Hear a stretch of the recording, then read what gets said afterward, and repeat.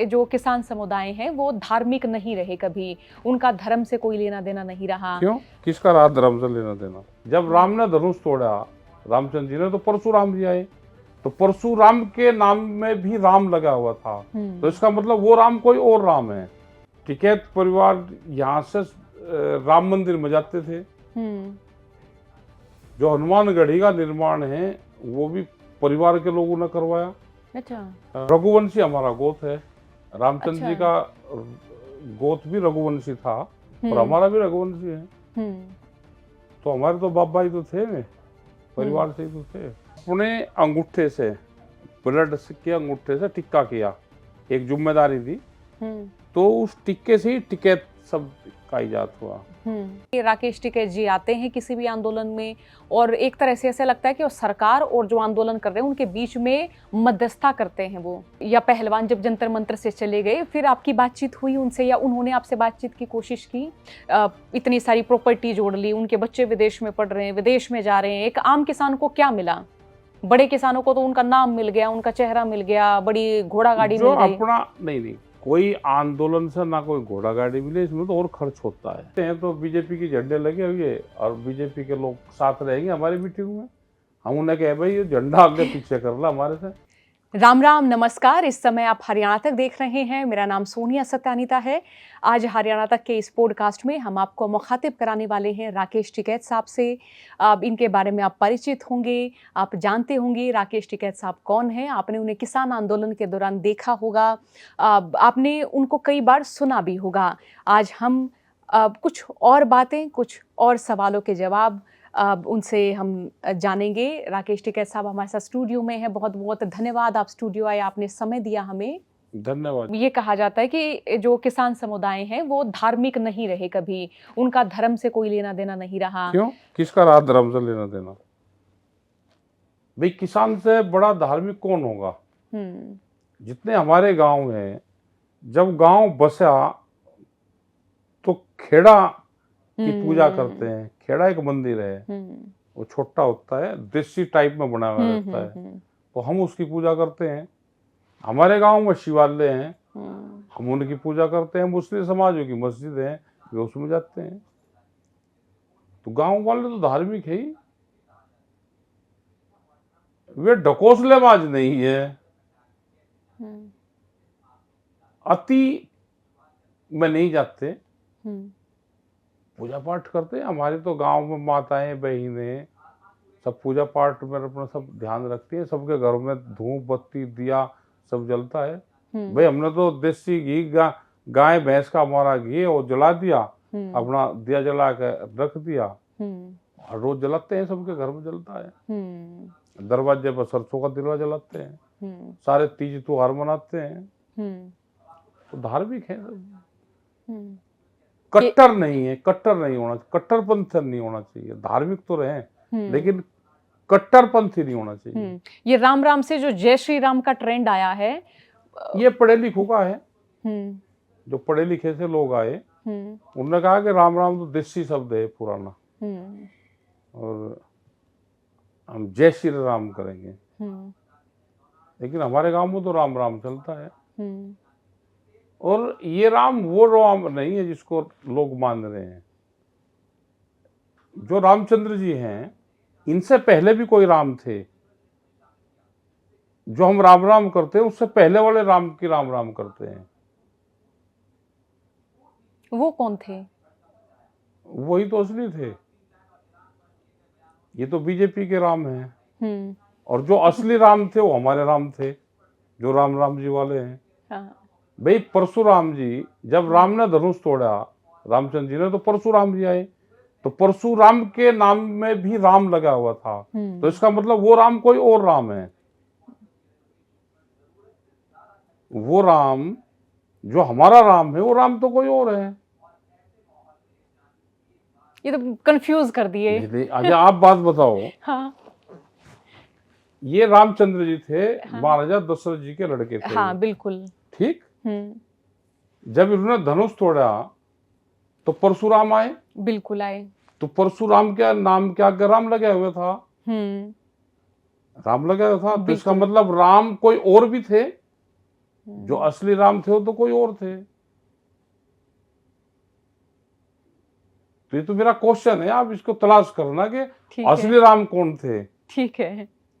लेकिन गाँव देहात में देखो ये तो राम राम जी करते थे। हाँ, राम राम भी करते हैं और कई सारे लोग भी जैसे राम कुमार हो गया, राम किशन हो राम गया, किशन हो गया, हाँ, ये तो राम पुराने भतेरी से होगी, चल तो रहे हैं। बहुत सारे नाम हैं जिनमें राम तो शब्द हम का भी तो इस्तेमाल होता है। हाँ, हम भी जो रघुवंशी हैं हाँ, और हमारा निकास अयोध्या से ही है, हम उन्हीं के वंशज है। 900 कुछ भी पीढ़ी है हम्म, हमारे भी, तो राम के वंशज तो हम हैं असली।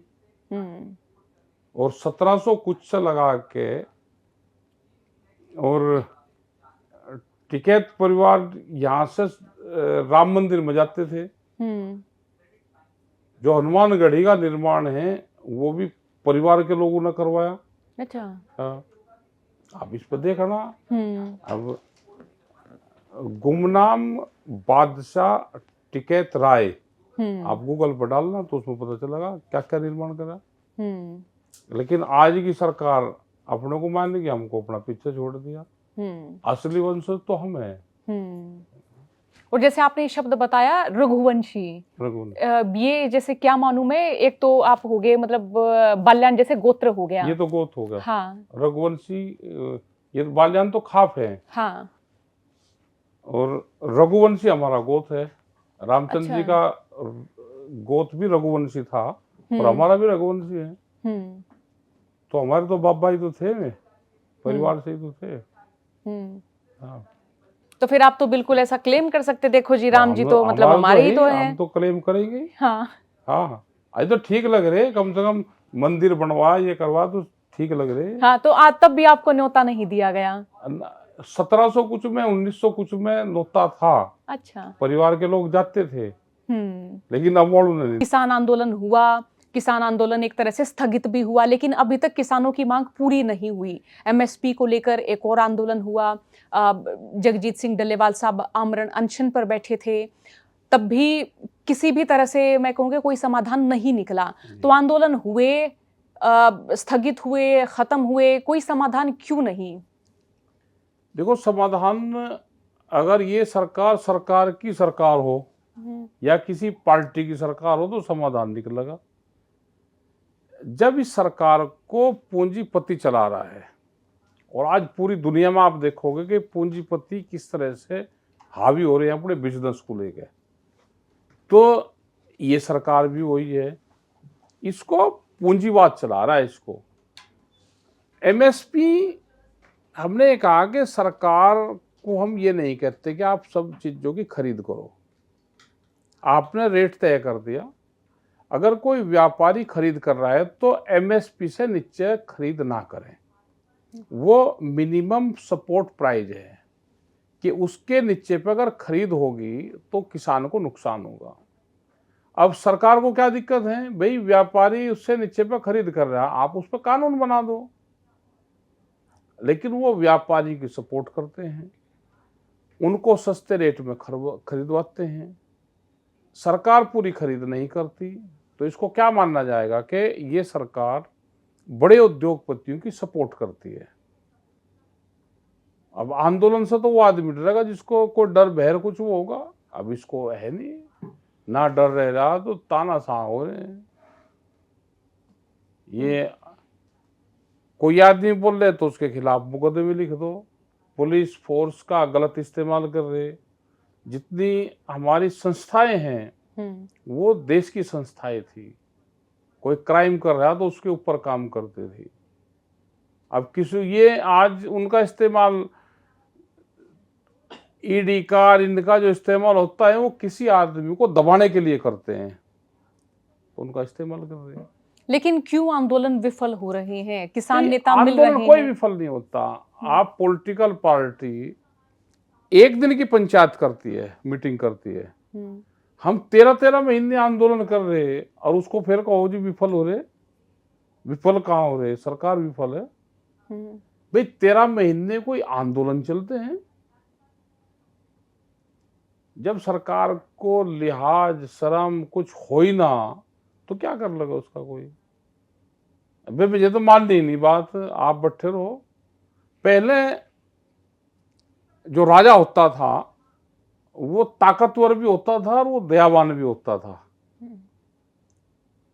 अगर किसी ने भूख हड़ताल कर दी, क्योंकि राजा से लड़ाई नहीं लड़ सकते थे, जनता क्या लड़ाई लड़ेगी उससे।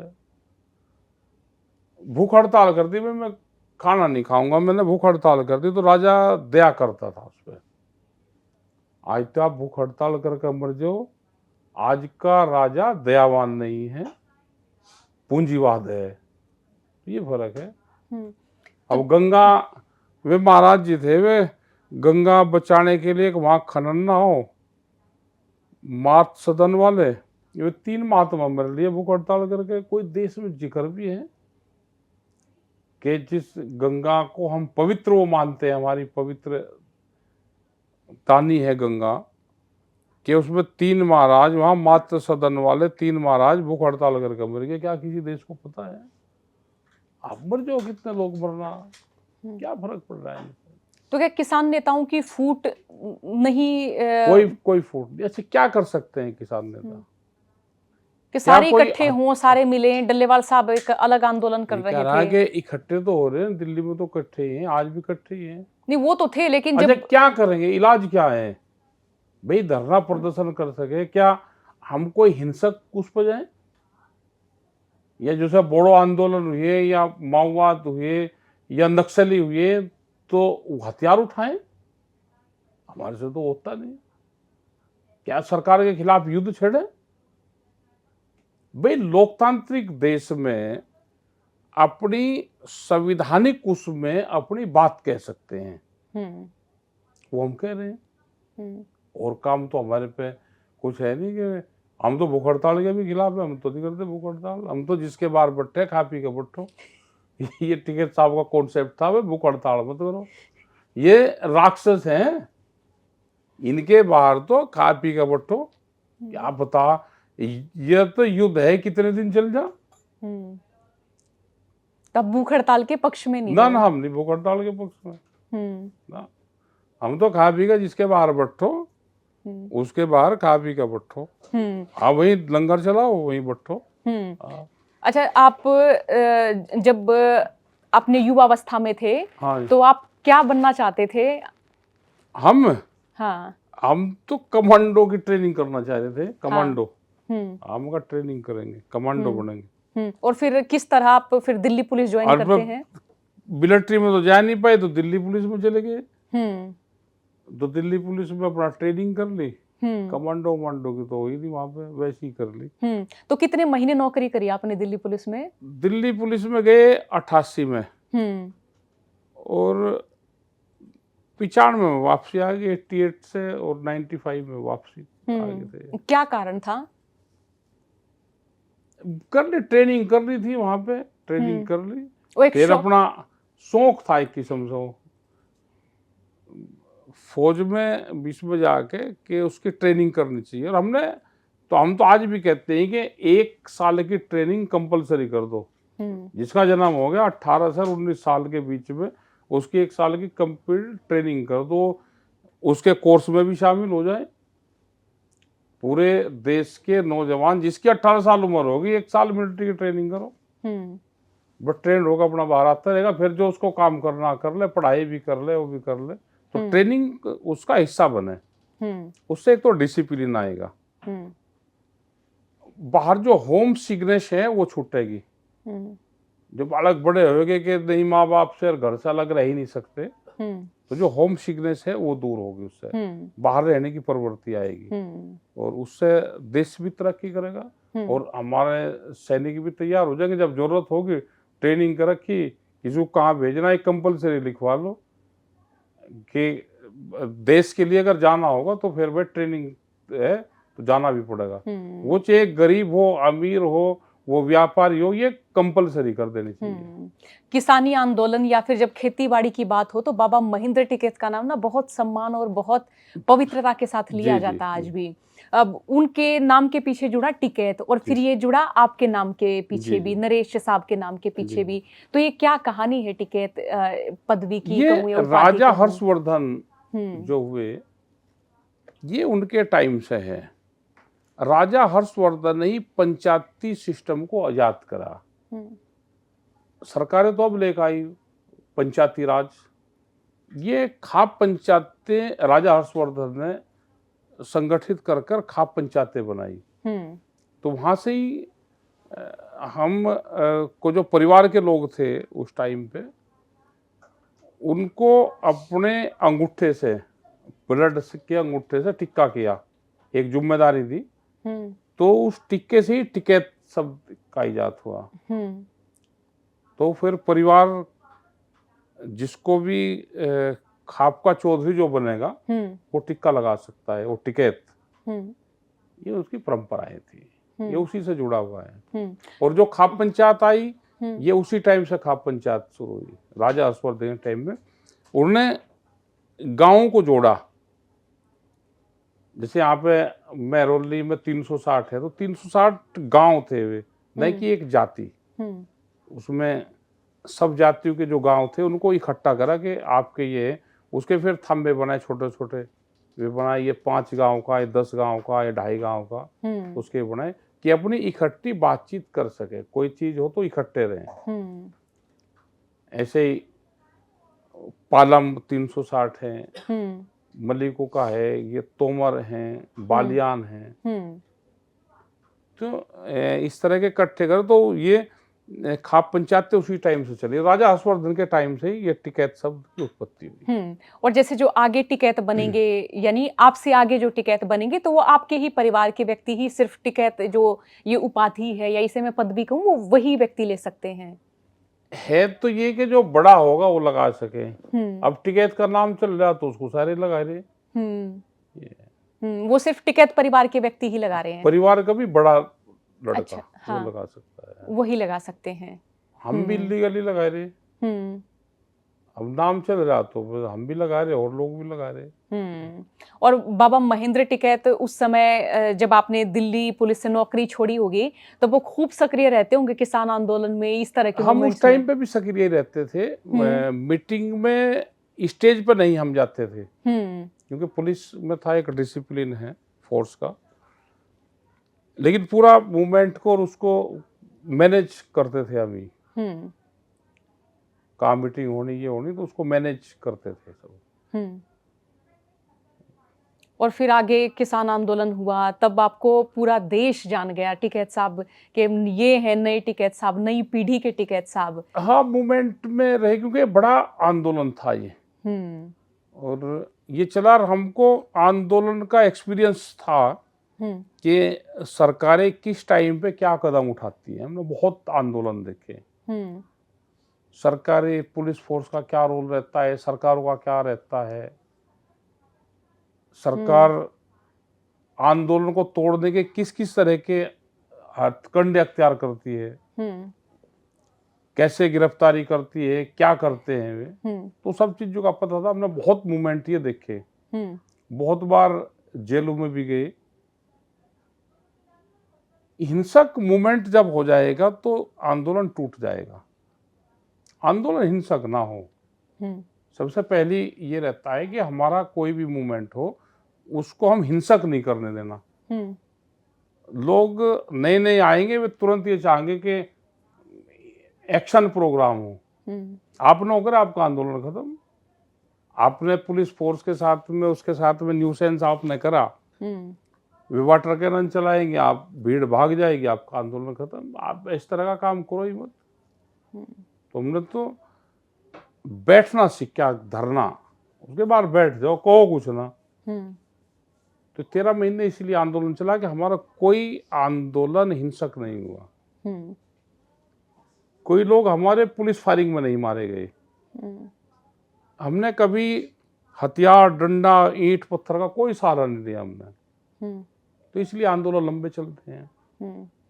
और अब जो किसान नेताओं की जो छवि है, उस पर कई सारे सवाल खड़े होते हैं। पहलवान आंदोलन हुआ, तब सवाल ये आपके हिस्से भी रहा टिकैत साहब कि राकेश टिकैत जी आते हैं किसी भी आंदोलन में, और एक तरह से ऐसा लगता है कि वो सरकार और जो आंदोलन कर रहे हैं उनके बीच में मध्यस्थता करते हैं वो। उस टाइम पे भी उन्हीं की कमेटी थी पहलवान की, आप उनसे किससे भी आप जानकारी कर लो। हमने उनको कहा था कि हम इसमें बातचीत करें, जो खाप के लोग हैं या कोई लोग आए बाहर से, उन्होंने कहा जी हमारी कमेटी रहेगी, हम ही बात करेंगे, और उनकी बातचीत चल रही थी।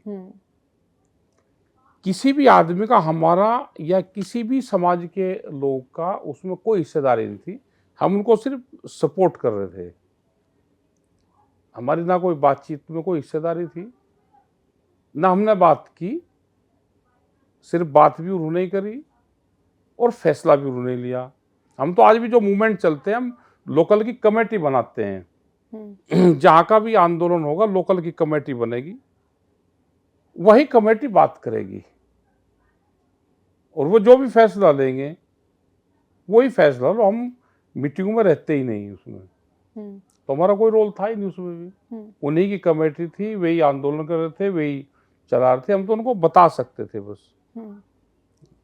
तो ये जो संसद जाने की वो बात कर रहे थे पहलवान, जिस दिन ये धरना खत्म हुआ, अब वो सलाह आपसे क्या ली गई थी? नहीं नहीं, लेकिन आप यूपी से चल दिए थे उस दिन। नहीं, अगर वो संसद पर, उस पर उनको जाने की जरूरत ही नहीं थी कहीं। भाई वो तो जो भी बैठ, संसद में क्या कहे, संसद तो जहां बैठे वही संसद है। हमारे से कोई सलाह नहीं, और ना हम वहां से यूपी से चले थे। हम यूपी से कोई चले भी नहीं थे, वो तो उन्हीं का प्रोग्राम था, और उन्होंने अपने तरीके से उस प्रोग्राम को समाप्त किया है। हमारा कोई उसमें, किसी भी समाज के लोगों का कोई उसमें योगदान नहीं, वो नहीं था। अब वो पहलवान जब गंगा में मेडल प्रवाहित करने गए थे, तो नरेश टिकैत साहब गए थे वहां पे। अगर कोई चीज प्रभावित करने जा रहा है, तो हम यूपी में हैं और वे उसी रास्ते से जा रहे हैं, तो क्या फर्ज बनता है, क्या पुलिस प्रशासन या कोई आत्महत्या करने जा रहा है उसे रोकने नहीं जाता? अगर वे मेडल प्रभाव करने जा रहे तो क्या हमारा रोकने का फर्ज नहीं था? अगर भाई तुम ये सा काम ना करो, क्या उनको प्रभाव होने थे? वो ठीक था क्या? कल नहीं ये बात आती, कोई रोकने वाला नहीं था इनको। भाई गुस्से में कोई कदम उठाने चल दिया तो उसको रोक के आई, तो हमने क्या कोई जुल्म थोड़ा करा इसमें? भाई वहां पे गए, भाई उनको लेकर आए, कोई गुस्से में घर से रूस का चल दिया, अगवे में तो जाने लग रहा, तो उसे मनाएगा तो कोई ना कोई, उसको भी तो सहारा चाहिए कि भाई चलो मेरी बात माननी इन्होंने और हम इसको लेकर आ रहे हैं वापसी, तो इसमें क्या गुनाह है? लेकिन इस तरह के क्रियाकलापों में भी सवाल आपके हिस्से आता है कि जो आप वहां हम शामिल काम रहे करेंगे, और हम वो काम, समाधान नहीं निकला। समाधान नहीं निकला, उसका क्या कर सकते हैं समाधान का? हम कोई सरकार में थोड़ा शामिल है, हम तो उन्हीं के तो साथ में हैं। भाई हम तो आंदोलन के साथ में हैं, और समाधान नहीं निकला तो उसका इलाज क्या है हमारे में? ये आंदोलन खत्म होने के बाद या पहलवान जब जंतर मंतर से चले गए, फिर आपकी बातचीत हुई उनसे या उन्होंने आपसे बातचीत की कोशिश की? नहीं, वो तो सब चले गए थे, फिर बातचीत तो होती थी वैसे रूटीन में अपना, होती रही बातचीत। नहीं, जैसे कि कोर्ट में आगे क्या चल रहा है, ब्रजभूषण शरण सिंह पे आरोप तय हो गए हैं, सुनवाई हो रही है, तो नहीं हो रही है, वकील क्या लोग कर रहे होंगे, वही कर रहे होंगे, हमें फिर ज्यादा आगे का नहीं पता। ये तो उन्हीं के लोग, उनके वकील बात कर रहे होंगे, या जो पहलवानों की जो कमेटी थी वो बात कर रही होगी, हमें आगे का नहीं पता। लेकिन आगे कुछ नहीं बताया गया केस में, आगे क्या चल रहा है, क्या हो रहा है? या वो नहीं, हमको नहीं जानकारी। कहाँ तक बात पहुंची ये नहीं बताया गया। ये तो रोज के इतने मामले हैं, इसके लिए तो पूरा एक ऑफिस चाहिएगा, फिर उसमें क्या होगा केस में। हमारा तो मूवमेंट तक है कि मूवमेंट हिंसक ना हो, और फिर उनकी कमेटियां हैं वो देखती रहती हैं सारी चीजें, कमेटियां देखती है। अच्छा, पश्चिमी उत्तर प्रदेश से हैं आप, और यूपी की सियासत का अगर मैं जिक्र करूँ तो ब्रजभूषण शरण सिंह, ये भी वहाँ का एक बड़ा नाम और बहुत विवादित नाम भी। वहाँ आप की कभी बातचीत हुई उनसे या उनकी किसी टीम से या किसी भी प्रकार से कोई बातचीत रही इस आंदोलन के बाद? अब नहीं, फिर हमने करी उससे। पहलवान आंदोलन के बाद आपकी बातचीत बंद हो गई नहीं उनसे? हुई हमारी कभी। अभी उनका जन्मदिन था, कई सारे लोग पहुंचे हरियाणा के भी, कोई 2.5 करोड़ का घोड़ा भेंट किए कर रहे थे, कोई अलग अलग तरह से तोहफे दे रहे थे बड़ा उनको। राजा आदमी है वो, पहलवान आदमी है, प्रॉपर्टी और बड़ा पैसे वाले हैं, बड़े स्कूल और वे हैं, सब चीजों को। और ठाकुर आदमी, दबंग आदमी है, कर रहा हो, बड़ा प्रोग्राम करा उन्होंने। तो ऐसा है, आपको निमंत्रण भी नहीं भेजते किसी भी प्रोग्राम का, किसी हमारा भी ज्यादा का? उस तरह का कोई संबंध नहीं रहे कि हम्म। हमारा ज्यादा उस तरह के संबंध नहीं है। हम एक बार उनके स्कूल में गए थे वहाँ पे, अभी हम्म। पहले हम्म। 10-15 साल पहले, अपना संगठन है उस साइड में वहाँ पे, जब गए थे। जब गए थे। अच्छा, जैसे अब हरियाणा का अगर मैं ज़िक्र करूँ तो हरियाणा के एक किसान नेता हैं जिनका नाम है रवि आज़ाद। हाँ। अभी वो जेल में हैं, केस में हैं, और उनको आपने, वो आपके ही यूनियन में थे, निकाल दिया गया है। क्या कहानी रही इसकी? वो हरियाणा की कमेटी का मैटर है उनका आपस का। अच्छा। हाँ, हुँ। और उन्होंने कहा कि हम इसको अपने आप सॉर्ट आउट करेंगे। लेकिन किसान आंदोलन के दौरान कई सारे चेहरे हो गए थे हाँ, कि नहीं जी, बहुत हो गए मैं थे। भी किसान नेता, मैं भी किसान नेता, मैं भी किसान नेता। वो सोशल मीडिया पे भी लाइव आया करते हाँ, कई लोग, और कई तो इस तरह के हमने देखा है कि वो बहुत, मैं कहूँ कि भाषाई स्तर पे भी बहुत बहुत वैसा स्तर होता था कि जिसको हम ये कहें कि के अग्रेसिव। लाग रहे हैं। हाँ, हाँ, उनको हमें अग्रेसिव जाते। एग्रेसिव भी, और उसमें हम ये भी कहें कि एक दूसरे पर सिर्फ लंच नहीं लगाना, मतलब इस तरह के भी देखो काफ़ी सारे चेहरे भाषा आए। या कोई एलिगेशन या मूवमेंट में हमको क्या करना है, हुँ, आप जिस चीज को कर सकते हो उसी चीज को बोलो। हुँ, जो चीज हम नहीं कर सकते तो उसको नहीं कहना चाहिए। कभी भी ये ध्यान रखो, कोई भी आदमी, जो चीज आप नहीं कर सकते और वो पब्लिक प्लेटफॉर्म में नहीं है वो चीजें, हुँ, तो आप उसको बोलना भी नहीं चाहिए उसको। ये बहुत लोग कहते हैं कि हिंसक वो करेंगे जी, हम प्रदर्शन या उग्र प्रदर्शन करेंगे। तो क्या हुँ, होता है उग्र प्रदर्शन और हिंसक प्रदर्शन? हुँ, क्यों कहते हो? उग्र प्रदर्शन तो ये है कि हम भाई तोड़ फोड़ करेंगे। हिंसक प्रदर्शन ये है कि हम मारपीट करेंगे, तोड़ फोड़ करेंगे, गाड़ियां जलाएंगे, वो करेंगे। तो ये ना कहने चाहिए, ना ये करने चाहिए, ना हमारे प्लेटफॉर्म पे है ये। तो जो कोई किसान, भी आदमी हो, वो किसान नेता हो या कोई भी आंदोलनकारी हो, उसको उतनी ही बात करनी चाहिए जितनी बात वो कर दे। जैसे हमने गन्ने का एक मूवमेंट चल रहा था उत्तराखंड में, हमने कहा भाई कल विधानसभा में गन्ने जलाएंगे हम।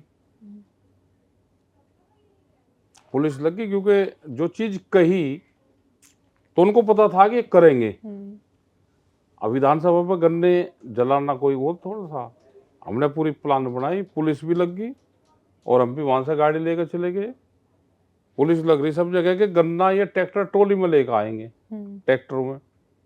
हमने मारुति कार थी वही चला रहे थे, उसी के ऊपर 3-4 क्विंटल गन्ना बांध लिया और ट्रक के पीछे पीछे पीछे पीछे ले जाके प्रेस वालों से बात कर ली। प्रेस वाले भी गाड़ी में बैठे रहे, उनसे बताते रहे भाई हम यहाँ आ गए, और हम ट्रक के पीछे गाड़ी को ले जाकर उसमें विधानसभा पर डाल के और उसमें पेट्रोल छिड़क कर आग लगाई दी।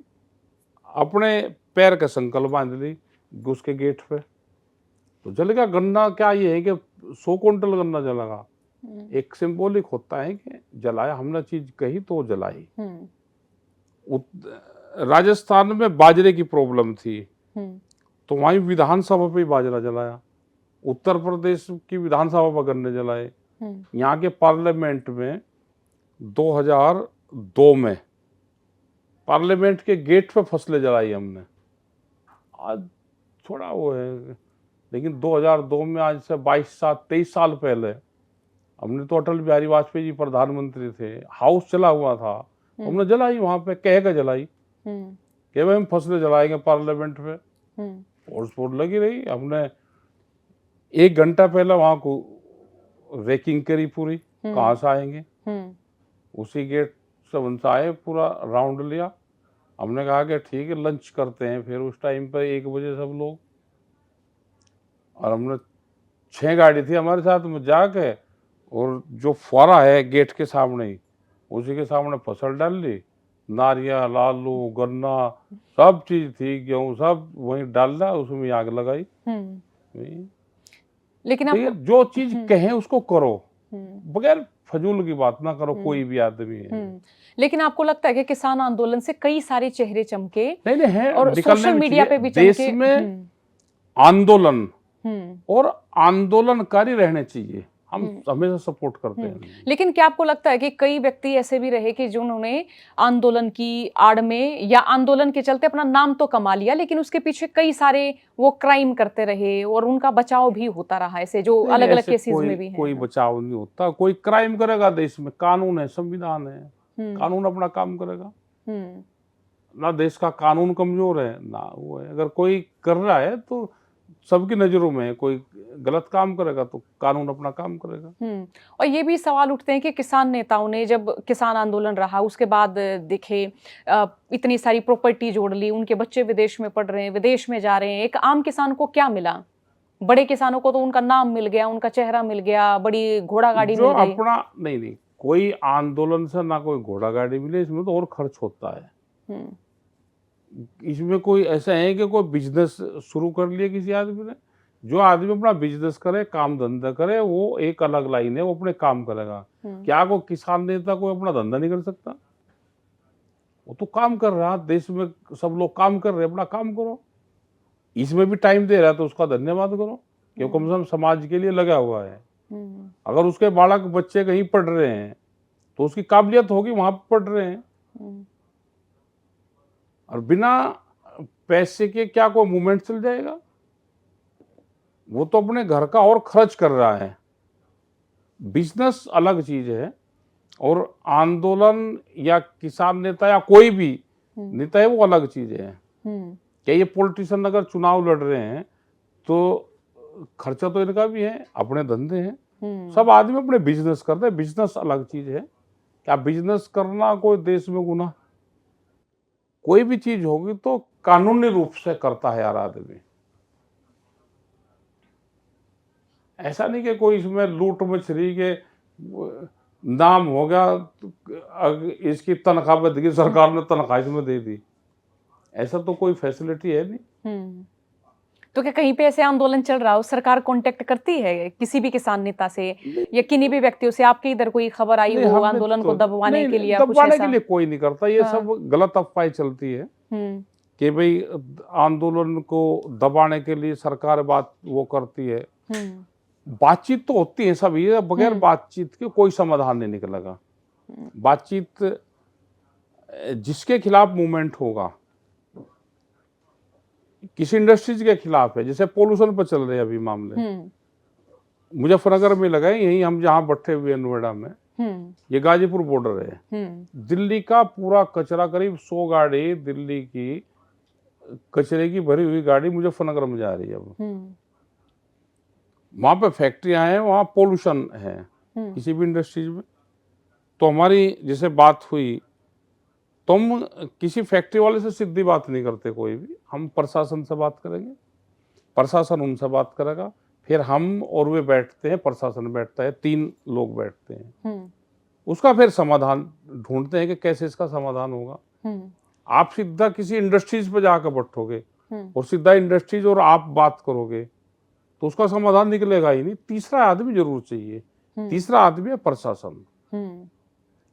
कोई भी इशू होगा, अभी जैसे बिजली के इशू चल रहे हैं कि बिजली प्राइवेट सेक्टर में जा रही है, तो हमारे मूवमेंट चलते रहते हैं, तो हम प्रशासन को ही कहेंगे कि इससे ये गलत होगा, क्योंकि बिजली अभी सरकारी है सब जगह, उसको अपने तर्क देते हैं हम, तो बातचीत तो होगी। बिना बातचीत के तो कोई मूवमेंट नहीं, का बगैर बातचीत के कोई मूवमेंट का समाधान हो जाएगा। अधिकारियों से भी बात होती है। अब जैसे उत्तर प्रदेश में है, वहां किसान दिवस होता है हर महीने के तीसरे बुधवार को, और जब मायावती जी मुख्यमंत्री थी 2008 से चल रहा है, फिर अखिलेश जी मुख्यमंत्री बने, फिर अभी योगी जी महाराज जी मुख्यमंत्री हैं, तो कंटिन्यू 3 मुख्यमंत्री हो गए, 3 सरकारें होगी, कंटिन्यू चल रहा है, तो उसका बहुत समाधान हो जाता है। जिलाधिकारी बैठेंगे या उनके सेकंड अधिकारी बैठेंगे, दूसरे और विभाग के लोग आएंगे, बिजली के हैं, इरिगेशन के हैं, चकबंदी हैं, पोल्यूशन वाले हैं, डॉक्टर हो गए, और आम लोग बैठेंगे, वे अपनी समस्या बताएंगे। वो उसका समाधान वो करेंगे, नहीं होगा तो अगले महीने करेंगे। तो जब तक नहीं बैठोगे अधिकारी के साथ में, और अधिकारी के साथ में शालीनता से, न्यूसेंस नहीं, वे अधिकारी हैं, सरकार का प्रतिनिधित्व कर रहे हैं, आपकी वो बात करेंगे, हमारी बात वो सरकार तक पहुंचाने का काम करेंगे। कोई डिसीजन पावर उनमें नहीं होती। आप अपनी बात रखो, सरकार तक जाए, कुछ चीज बन जाती है, कुछ नहीं बनती। कोई अगर वे गलत पॉलिसी लेकर आवे तो उस पर आप मूवमेंट करो, बैठे भाई हम तुम्हारे बाहर, तो उससे अखबार उसके माध्यम से फिर सरकार तक जाएगी। LIU है, हमारी इंटेलिजेंस है, कोई भी चीज होगी जाएगी वहां तक।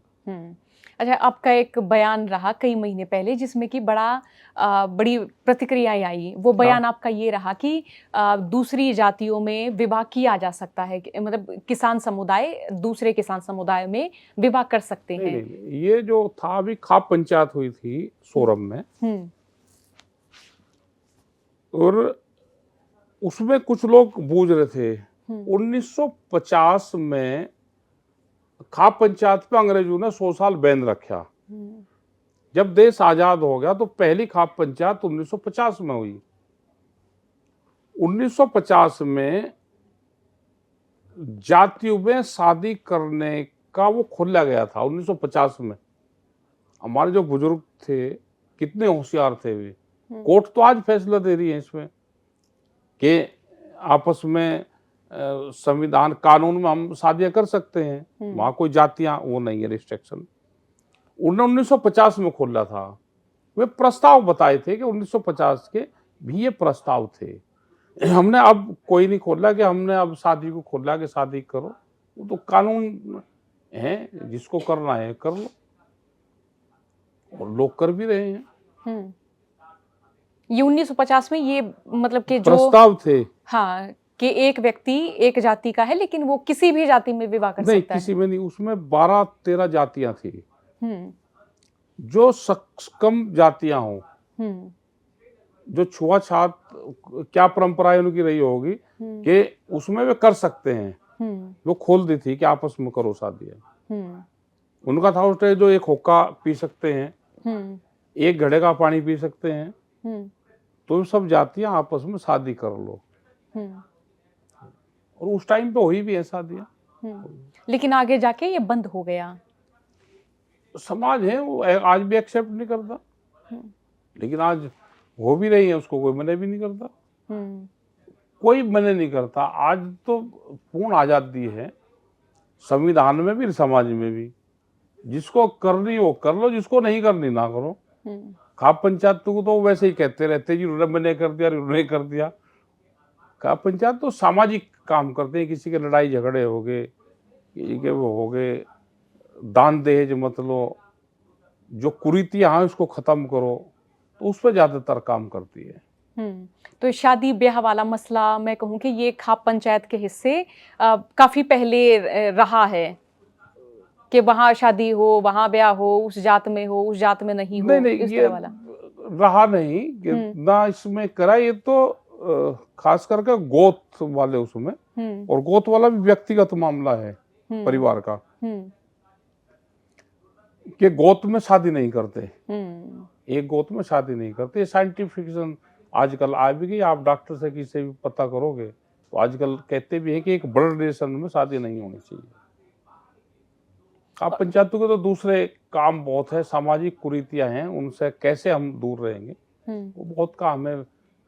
कन्या भ्रूण हत्या है, पढ़ाई का है, एजुकेशन उसमें सेक्टर में बहुत काम कर रहे हैं लोग। एक ये था कि डीजे बजना बंद हो, वो डीजे भी बज रहा आजकल। ये भी नहीं, इस तरह वो कभी पहले आए होंगे। इस तरह के कोई ठोस निर्णय लिए ही नहीं गए, ना बंद होंगे, क्यों हम कहीं विवादों में पड़ो। और ऐसा क्यों है कि खाप पंचायतों ने आजकल अपनी जो पहले थी ना कि जो बोल दिया वो शायद होगा, या इस तरह वाले कड़े फैसले लेने, या अब कोई नहीं लेता इस तरह का।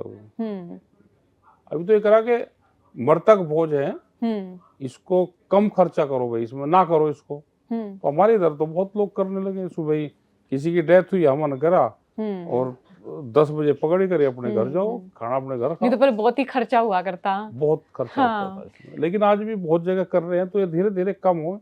ये फिजूल खर्चा है, मृत्यु सबकी होगी, कोई गरीब भी मरेगा तो उसका मौत है नहीं। तो एक परंपरा ले आए वो, परंपरा में ले कि इसको कम करो, ना करो इसको।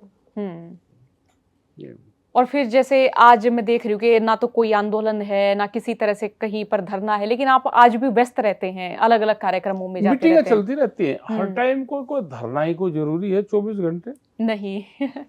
धरना क्योंकि वो दिखाई नहीं देता जो रोज चल रहा है। हाँ। छोटी छोटी मीटिंगें में चलती रहती है, अपने संगठन को मजबूत करते रहते हैं, अधिकारियों से हर उस पर बातचीत होती है। आज भी ऐसा नहीं कि अधिकारियों से बात नहीं होती, अधिकारियों से सबसे बात होती है। कोई मुद्दे होते हैं तो अधिकारी को अपनी बात कहते हैं, लेकिन बड़े इशू उस पर धरने नहीं है। क्योंकि धरना तो यही सोचते हैं कि जब तक गाजीपुर पर वहां पर नहीं आएंगे और वे नहीं आएंगे तो इसका मतलब किसान संगठन बैठ गए, ऐसा नहीं है। हम अभी साउथ में थे तो बड़ी भीड़ थी वहां पे, कर्नाटक में थी, तो सब जगह प्रोग्राम चलते रहते हैं मीटिंग में। अपनी पंचायत है, अपनी पंचायत करो, इकट्ठे रहो, कोई मुद्दे हैं तो उस पर फिर सरकार को घेरो। किसान आंदोलन के बाद आपको क्या लगा कि कहाँ से किसान में को फायदा हुआ है? किसान में फायदा ये हुआ कि सरकार कोई भी मीटिंग करेगी, अगर वो बोल लेंगे, देश के प्रधानमंत्री जी बोल लेंगे तो किसान का नाम जरूर लेंगे। तो इस मूवमेंट से यह है कि नाम तो किसान का जरूर ले रहे, काम नहीं कर रहे। तो किसान शब्द आम लोगों के उसमें भी आया है। और जिस तरह से अभी टैरिफ वार चल रहा है अमेरिका का, पहले 25% करा, फिर 50% करा, अब कह रहे कि 500% तक 400% लगाएंगे। और अगर एग्रीकल्चर सेक्टर में अमेरिका जैसे देश घुसे दूध और एग्री प्रोडक्ट में, तो किसान बर्बाद हो जाएगा यहाँ का। लेकिन सरकार ना अभी उस पर दबाव में नहीं है, समझौते नहीं करे। तो हमको इन मुद्दों पे बिल्कुल साथ में खड़ा रहना चाहिए सरकार के। और जैसे ये हो गया कि 3 कृषि कानून थे, उनमें एक ये भी रहा कि कंपनी मतलब कंपनी फसल को देख के अपने हिसाब किताब से दाम तय कर सकती है। वो तो आज भी करती है। हाँ, वो आज भी करती है।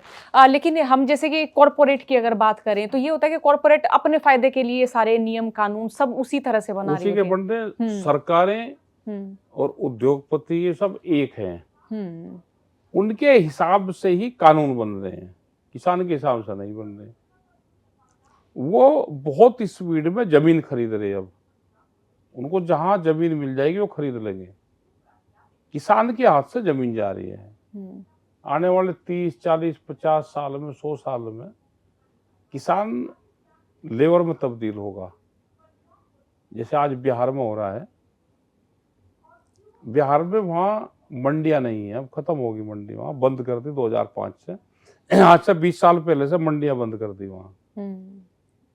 अब वहां पे वे सस्ते में अपनी फसल बेचते हैं, इसलिए बिहार के लोग बाहर शिफ्ट हो रहे हैं। वो या तो लेबर में चले गए या पढ़ाई में चले गए, लेकिन उन्होंने खेती छोड़ दी। ऐसा ही पूरे देश में होगा। और जब ये कंपनी के हाथ में, बड़े उद्योगपतियों के हाथ में जमीन चली जाएगी, तो फिर उसके जब रेट, जो अनाज आज अभी हर आदमी के अप्रोच में है, वो फिर बहुत महंगा होगा। और इसका असर सीधा आम जनता पे पड़ेगा। लेकिन उसमें टाइम लगेगा अभी। लेकिन आज ये भी तो हो रहा है ना टिकैत साहब के, लोग अपनी जमीन भी बेच रहे हैं। जैसे हम ये कहें कि दिल्ली एनसीआर का इलाका ही लगा लो, आपके इर्द गिर्द देखिए जमीनों के दाम कितने ज्यादा हैं। और आप पूछेंगे कि यहाँ कितनी खेती होती है तो बहुत कम लोग बता पाएंगे। सब किले बेच दिए हमने तो, किले बेच दिए हमने तो। हाँ, बहुत स्पीड से, क्योंकि फसल का रेट कम है, जमीन के रेट ज्यादा हैं, तो अभी इंजॉय कर रहे हैं जमीन बेच के।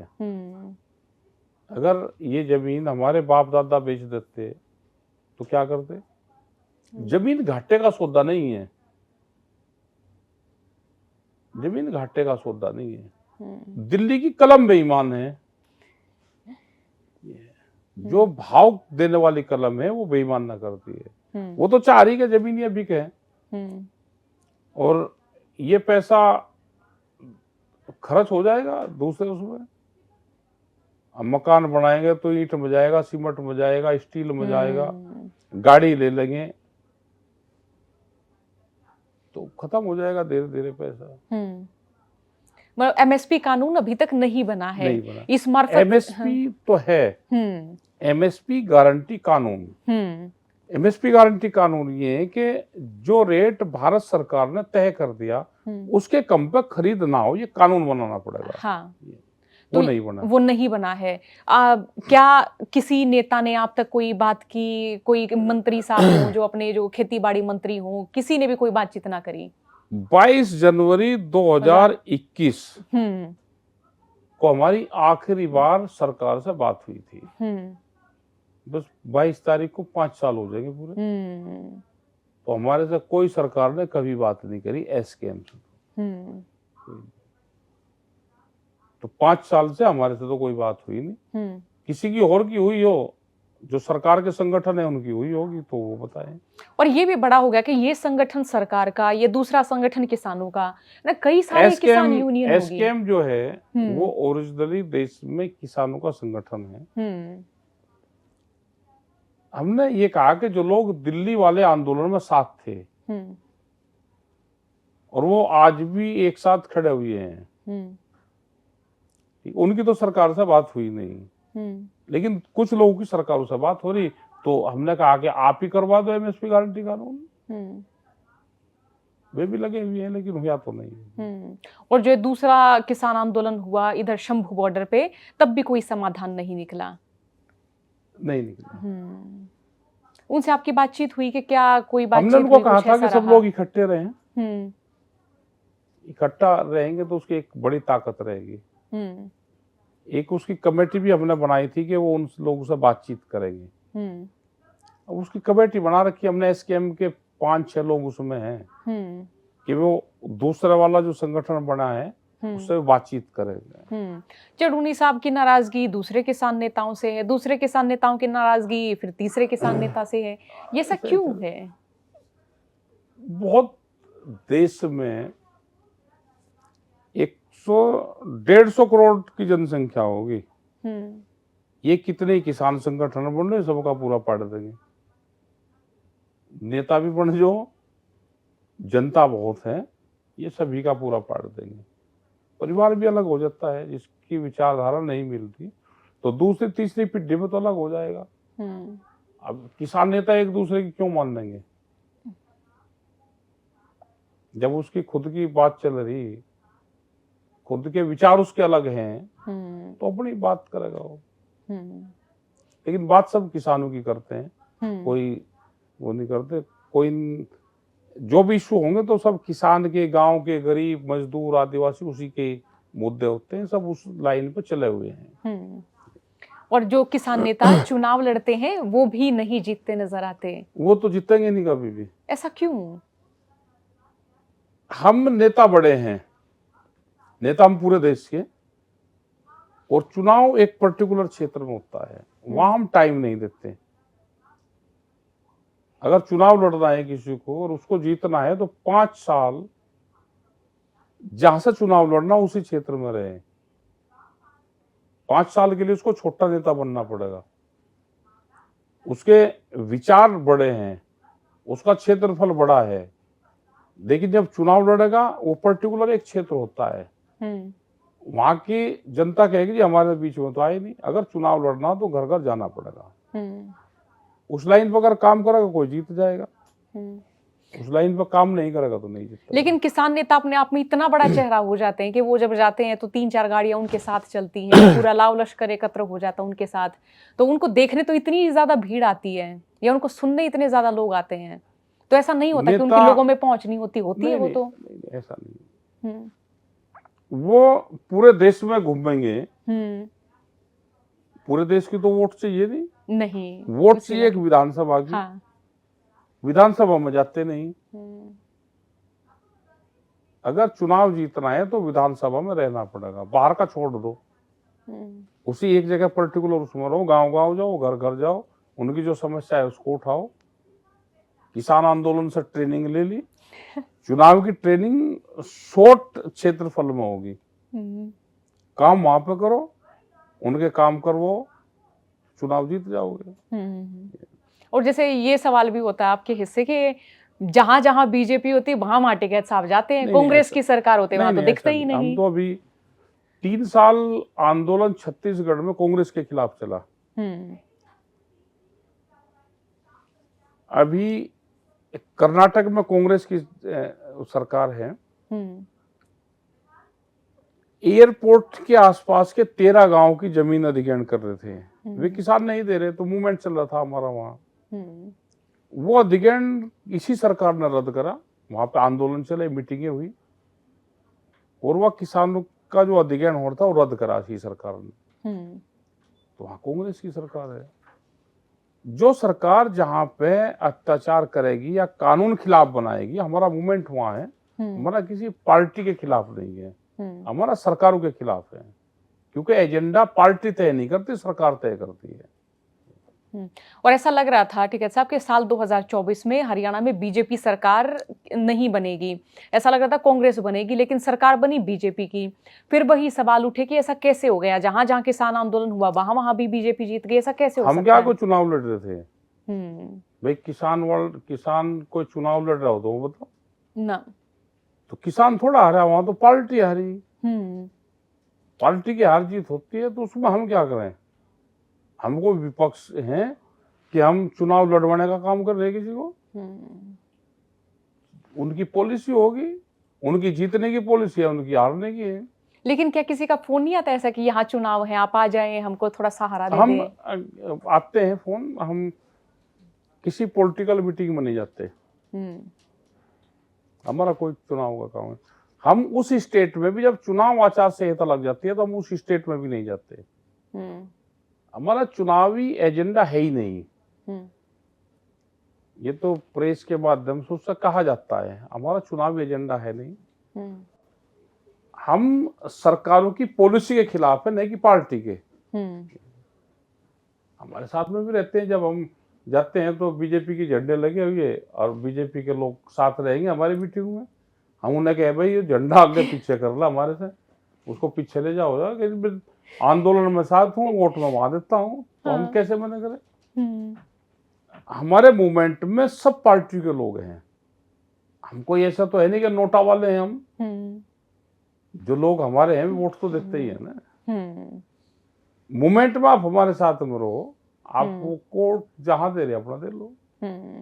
वोट तो आदमी की विचारधारा और अपना अधिकार है वोट का, ना उसको बताना चाहिए कहाँ दे रहे हैं। अच्छा, ये भी सवाल पूछा जाता है कि टिकैत साहब यूपी में कोई प्रोटेस्ट क्यों नहीं करते हैं? यूपी की भीड़ तो बड़ी कम जुड़ती है, वो हरियाणा आ जाते हैं, वो इधर दिल्ली के इलाके में कर जाते हैं आंदोलन वगैरह। नहीं, हमारी मीटिंग होती है। अभी हमारा प्रयागराज में बड़ा मेला चल रहा है, अभी 4 दिन चलेगा वहाँ।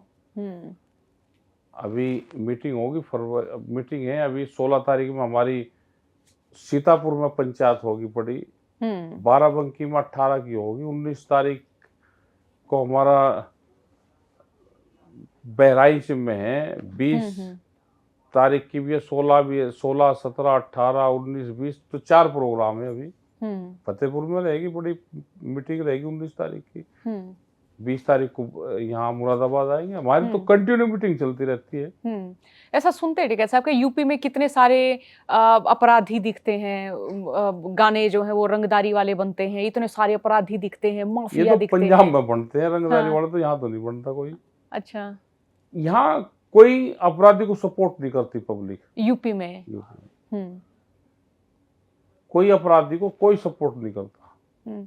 अच्छा, ये हरियाणा में इतना भाईचारा है, या मैं कहूँ कि हरियाणा के लोग इतने मजबूत है, वहां कोई माफिया नहीं मिलेगा, कोई इस तरह का अपराधी नहीं मिलेगा जो लोगों पे इस तरह के हुक्म चलाता हो, कुछ ऐसा? यहाँ पे भी कहाँ है, इस तरह का तो नहीं कोई है। यूपी में ना है ऐसा ना, कुछ? अपराधी तो नहीं है कोई उस तरह की। मतलब ऐसे योगी जी बड़े सख्ताई से रहते हैं यूपी में, बिल्कुल। हाँ, ठीक रहे, वो बड़े बड़े बिल्कुल ऐसा टाइट हो गए कि भाई हाँ। आड़े कुछ नहीं होना चाहिए। हाँ ना, ठीक रहे। अच्छा लगता है उनका मुख्यमंत्री काम। को ऐसा ही रहना चाहिए। हम्म। भाई बदमाश क्यों पनपेगा, हाँ। टाइट रहना चाहिए मुख्यमंत्री को। हम्म। और हरियाणा सरकार के काम को आप क्या कहेंगे? काम किसानों का तो वहां पे भी ढिलाई हो रहा काम, हम्म। क्योंकि फसल अपनी किसान बेचता था, यूपी से बहुत जाते थे, हम्म। तो उसको रोकने राकने का भी काम करते हैं। हम्म। अब काम करो, मुख्यमंत्री को अपना वो मिला है तो अपना काम करना चाहिए। आपकी मुलाकात हुई है हुई है। योगी आदित्यनाथ जी से हाँ कभी? होती है। तो वो किस तरह के स्वभाव के व्यक्ति लगे? वो ठीक है, टाइट से मिजाज के हैं। हम्म। हाँ। हाँ। कैसे बात करते हैं? बहुत बहुत तीखेपन ना में ना बहुत ना, ऐसे तो नॉर्मल। नॉर्मल ही बात करते हैं ऐसा। लेकिन एक बार जब बता दिया कि ये मुद्दा है और ये इसका समाधान है, कर देते तभी के कर तभी। देंगे। और जब आपकी आखिरी बातचीत केंद्र के साथ हुई थी किसान आंदोलन के दौरान, तो तब कौन कौन शामिल हुए थे उनमें? नहीं, अमित वो शाह तो जी। एसकेएम के लोग हाँ। थे ना, सभी लोग थे हाँ, SKM मतलब में। आप नहीं थे उस मीटिंग नहीं, में? हम थे। आप थे। आखिरी वाली मीटिंग में हम थे। हाँ, तो उस समय अमित शाह भी थे, मैंने सुना नहीं, कि। उनसे तो अलग एक मीटिंग हुई थी। हाँ। एक बार मिले थे वे भी। हाँ। तो क्या वो पक्ष में रहे किसानों को एमएसपी का कानून नहीं थे? नहीं, एमएसपी गारंटी कानून पे वहां पे कोई बात करी नहीं उन्होंने कभी भी। हाँ। वे करते थे कि जो 3 काले कानून है, इन पे बात करो, 3 कानूनों पे। हमने कहा कि कानून वापसी होने चाहिए। वे कहते थे कि इनके प्रावधान पर बात करो, इनको चेंज कर लेंगे, उस पर बात करो। अमित शाह जी बोलते थे ऐसा? सभी लोग। तो वो हमने बात नहीं करी, और एमएसपी या कोई और दूसरे चीजों पे उन्होंने बात नहीं करी। वहां एमएसपी गारंटी कानून पे, एमएसपी पे या दूसरा कोई इशू है, बिल अमेंडमेंट भी, कोई बात कभी किसी इशू पे हुई नहीं। हमारी 12 बार की बात हुई, लेकिन सरकार भी उसको लंबा खींच रही थी। हम बात करना चाहते थे दूसरे इशू पे, भाई चलो कानून पर नहीं हो रही तो दूसरे इशू है उस पर बात कर रहे। उन्होंने कहा कि नहीं, यही इशू है हमारा। यहाँ भी किसानों में 2 मतभेद हो गए थे। एक तो जैसे आप बता रहे कि आप चाह रहे थे कि एमएसपी गारंटी कानून बने, और जो दूसरा पक्ष था किसानों का, वो ये कह रहा था कि कानून, सिर्फ कानूनों पे बात हो। नहीं, किसान कोई नहीं चाह रहा था। किसान तो चाहता था कि अगर इस मुद्दे पे बात नहीं हो रही तो हम दूसरे इशू को भी ले लें। हर किसान ये चाहता था, जो किसान संगठन के लोग थे। लेकिन सरकार ही ये चाहती थी कि हम दूसरे इशू पे बात नहीं करते, पहले यही हमारा इशू है कि इन कानूनों के प्रावधान देख लो आप, ये जो 3। हाँ, इस पे ही बात करो, इस पे ही बात करो। हाँ, और पे कोई बात नहीं करेंगे। कोई बात नहीं होती थी उस समय। हाँ, और जो दूसरा आंदोलन हुआ उसमें कहूँ कि वो भी एक तरह से पूर्ण नहीं हुआ, यानी सरकार ने मांग नहीं मानी वो ना मानने। तो अब आगे माने कि कोई आंदोलन होगा या कोई इस तरह की कोई प्लान बनेगा ऐसा? अभी तो नहीं, अभी तो हम मीटिंगें कर रहे हैं। कब आंदोलन बनेगा नहीं बनेगा क्या रहेगा, अभी हमको तो जानकारी नहीं। लेकिन क्या आपको लगता है कि आंदोलन होना चाहिए? बिल्कुल होना चाहिए। लेकिन अभी तो सरकार किसान संगठनों को तोड़ने में लगी हुई है। एक किसान संगठन के 2 बने, 2 बन के तो उसके 17 बनने चाहिए, 17 बन के तो 700 बनने चाहिए। अभी तो पूरे उसको क्रैश कर दिया, पूरे उसको सिस्टम को। ये कैसे तोड़ा जाता? कोई एक सरकार का नुमाइंदा जाता उनके बीच में? क्या किसी लोगों से बात करके कि भाई तू बड़ा आदमी है, तू अपना अलग बनाने। तो यहाँ के तो अधिकारी जिलों में जो एक्टिव लोग होते हैं उनको अलग नेता बना देते हैं। उसका रजिस्ट्रेशन करवा देंगे, क्यों ये राष्ट्रीय अध्यक्ष है तो प्रदेश का है, तो बड़ा बन जा।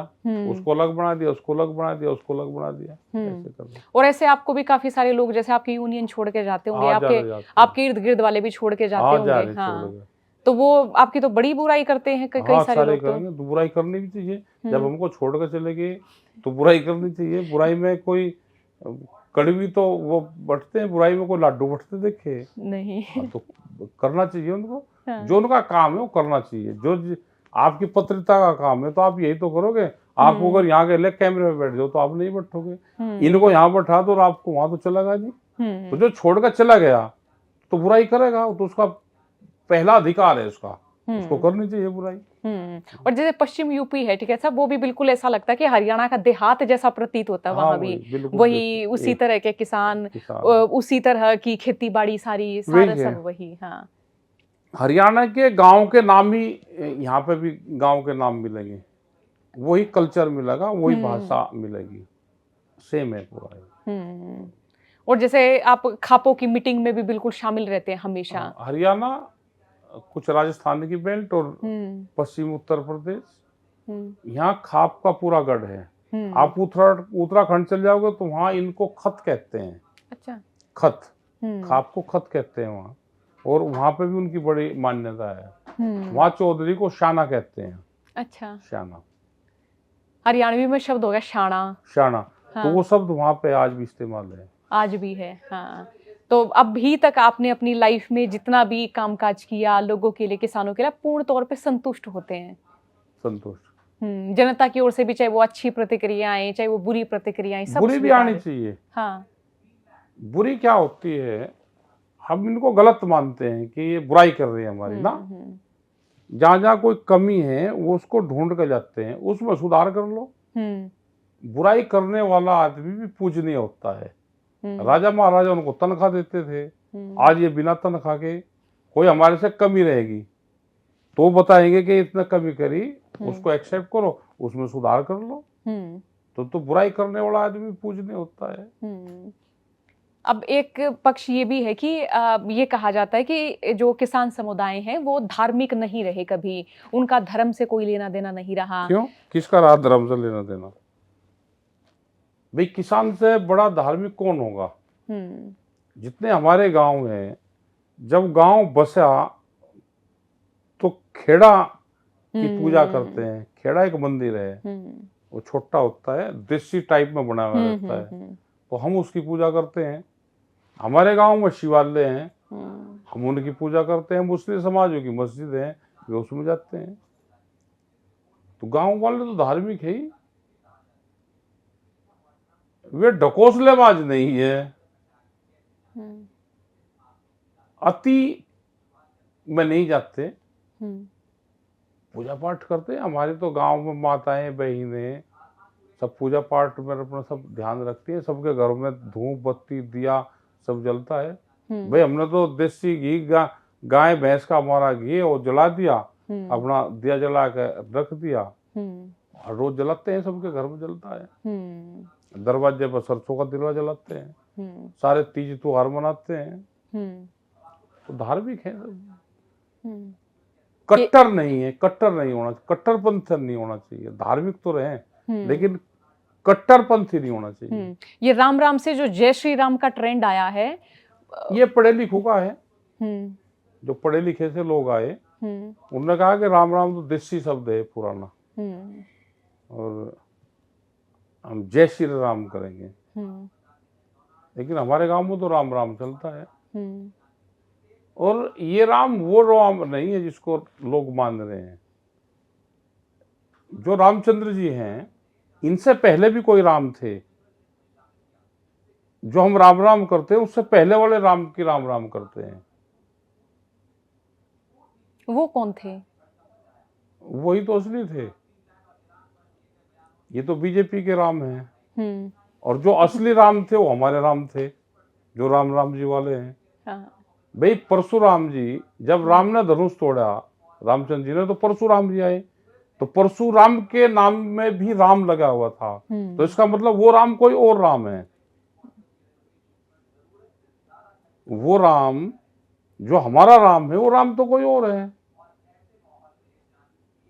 ये तो कंफ्यूज कर दिए। अच्छा, आप बात बताओ। हाँ, ये रामचंद्र जी थे, हाँ, महाराजा दशरथ जी के लड़के थे। हाँ, बिल्कुल ठीक। जब इन्होंने धनुष तोड़ा तो परशुराम आए, बिल्कुल आए।